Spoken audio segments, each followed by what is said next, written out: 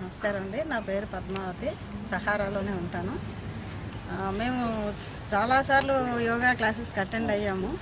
నాకు షుగర్ ఉంది, sciatica problem ఇవన్నీ ఉన్నాయి.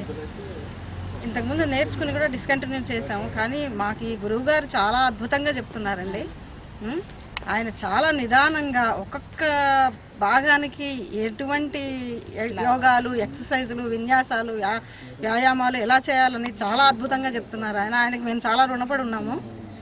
నాకు షుగరు ఉంది. నేను 15 రోజుల తర్వాత టెస్ట్ చేయిస్తే నార్మల్కి వచ్చిందండి నాకు.